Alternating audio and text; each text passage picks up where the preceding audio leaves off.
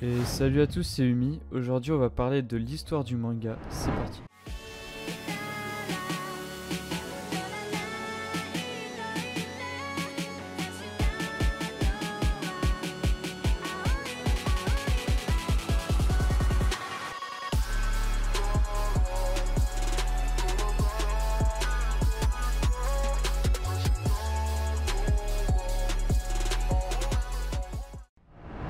Ça fait plus de 100 ans que les mangas existent. Mais d'ailleurs, que signifie le mot manga? En japonais, le mot manga désigne les bandes dessinées en général. En occident, on emploie ce terme pour désigner les bandes dessinées japonaises. Traduit littéralement par image dérisoire, on pourrait aussi le traduire par esquisse rapide, car ga signifie dessin et man signifie involontaire. Les premières apparitions de la bande dessinée dans la vie des Japonais remontent aux âges médiévaux. À cette époque, on racontait de longs récits et les scènes pittoresques étaient peintes sur des rouleaux de papier. La rumeur veut que le premier mangaka soit un moine. Le terme manga devient courant à la fin du XVIIIe siècle, avec la publication d'ouvrages tels que Mangaku Suitsu en 1771 de Konkei Suzuki ou Shiji no Yukikai en 1798 de Kyoden Santo. Mais aussi au début du XIXe siècle avec Manga Yakujo en 1814 de Minwa Aikawa. Cependant, bien des gens croyaient que c'est le peintre de la célèbre vague Okuzai en 1814 qui était le premier à utiliser ce mot. Ce n'est pas totalement faux car c'est lui qui fit connaître ce terme en Occident. Ses œuvres se résumaient à des images représentant des personnages faisant des grimaces.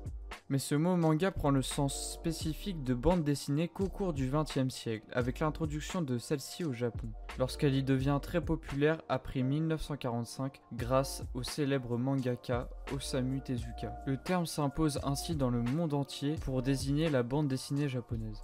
Au Japon, c'est Yasuji Kitazawa, aussi connu comme Rakuten Kitazawa, un caricaturiste japonais, qui après avoir suivi le caricaturiste australien Frank Nankivel, prit le terme de manga pour désigner ses dessins.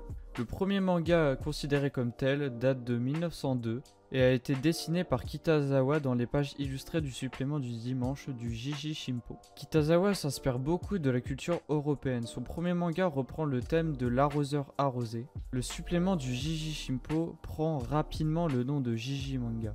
En 1905, Kitazawa crée son premier magazine, le Tokyo Punk, en s'inspirant de l'américain Puck et du rire français. Ce magazine en couleur paraît 2 à 3 fois par mois et contient des textes en japonais, chinois et anglais, des caricatures et un manga en 6 cases de Kitazawa.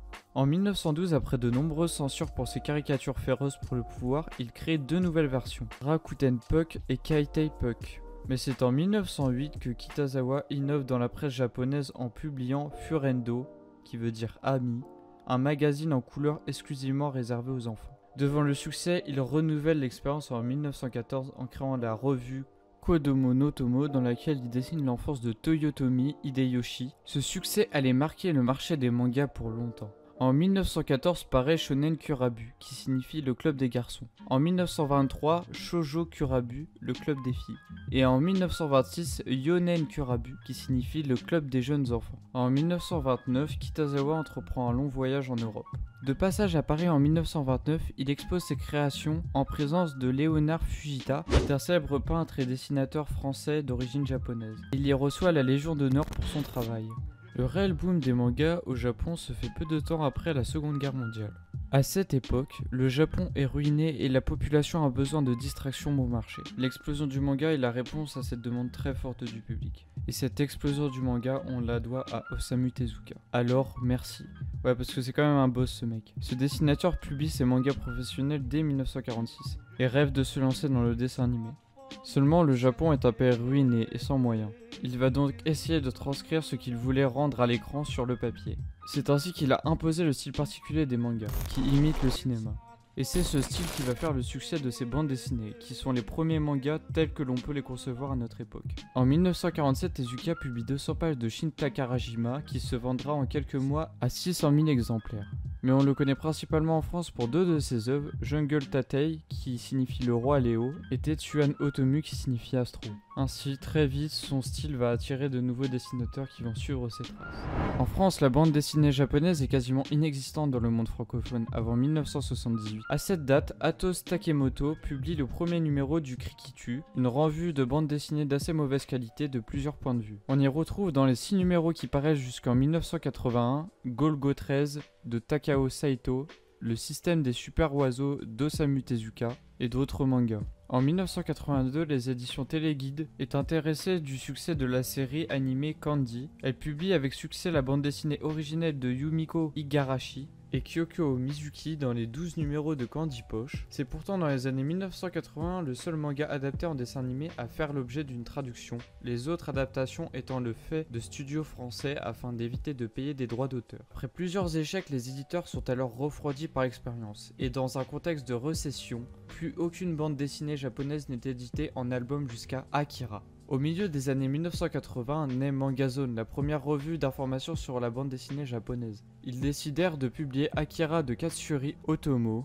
à partir de mars 1990. Bien que la série n'ait pas de dessin animé pour la porter, le renouvellement massif des codes de la bande dessinée qu'introduit cette œuvre permet au succès d'être cette fois au rendez-vous. D'autres éditeurs traditionnels commencent ainsi à s'intéresser au manga. Des éditeurs spécialisés naissent également, comme Samurai Édition qui publie dans un premier temps des bandes dessinées érotiques à partir de 1994, puis des mangas plus traditionnels l'année suivante. L'éphémère Star Comics qui se lance en juin 1995 avec RG Veda de Clamp devient le premier grand éditeur français spécialisé dans le manga. C'était également le premier à les publier dans le sens de lecture japonais, à la fois pour des raisons de coût et d'intégrité de l'œuvre. Cette disposition qui devient rapidement la norme. En effet, les mangas restent les bandes dessinées asiatiques les plus vendues. Les 20 plus gros succès sont japonais en 2005. Leur coût est plus faible et leur périodicité est plus régulière que celle des bandes dessinées occidentales, ce qui leur permet de toucher un public plus fidélisé. D'autant que les éditeurs peuvent sélectionner les bandes dessinées qui ont déjà passé l'épreuve du public au Japon. Tous créent des collections dédiées, voire tenter de se lancer dans des mangas à la française. 2005 a été l'année de la mangalisation. Aujourd'hui, l'intérêt pour le manga pousse des éditeurs à s'intéresser également aux bandes dessinées coréennes ou chinoises pour conquérir un nouveau public. Malgré tout, la France était l'un des pays européens les plus en retard dans ce domaine, loin derrière l'Espagne et l'Italie. Voilà, maintenant vous savez tout de l'histoire du manga. Vous l'aurez compris, c'est la fin de cette vidéo, mais avant de vous quitter, je vous demanderai juste d'atteindre la barre des 60 likes si ça serait possible, ça nous ferait extrêmement plaisir, et de partager la vidéo à fond. Sur ce, c'était tout pour cette vidéo, moi je vous dis ciao.